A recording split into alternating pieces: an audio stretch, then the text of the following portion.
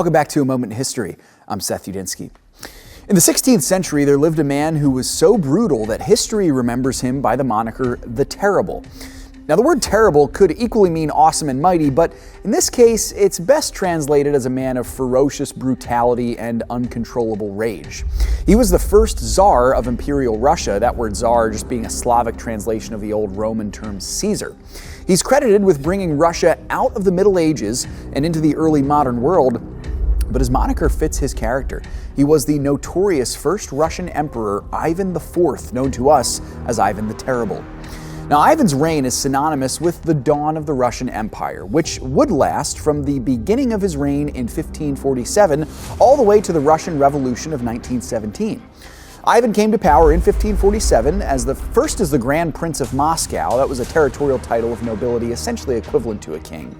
Before Ivan, the Russian region was essentially much like the rest of medieval Europe, a loosely connected collection of Slavic tribes, tied really only by their Christian heritage, Slavic background, and an historical connection to the old Kievan Rus medieval kingdom.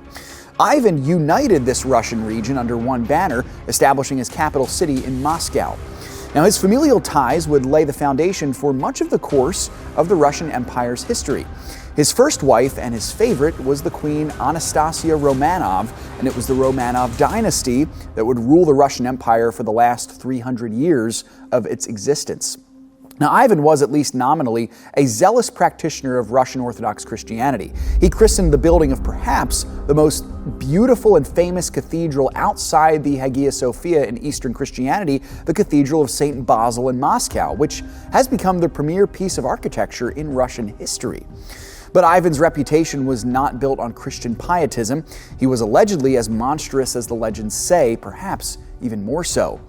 He consolidated his power through brute force and fear, relying on the backs of serfs and a network of secret police to enforce whatever rules he so desired. While he did bring Russia out of the Middle Ages in many ways, in others he represented every characteristic of a classic medieval king, as his army grew into an elite class to do his bidding. Now, some of the legends surrounding him are jaw-dropping.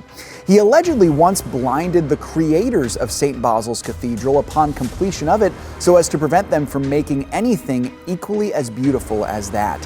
Mass executions, deadly fits of rage, all of these were commonplace. But the most horrific moment in Ivan's legacy came late in his life and his reign when he got into a fierce familial confrontation with his son and heir to the throne, Ivan V.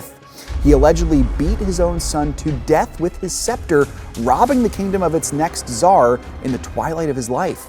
He died in controversy in 1584, and while he was no doubt utterly notorious, his reign was instrumental in the formation of the modern Russian identity.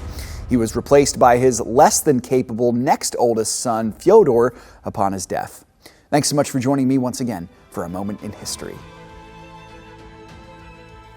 If you enjoyed this video, remember to like and subscribe. And if you want us to cover one of your favorite moments in history, you can tell us in the comments. Now stay tuned for some new content.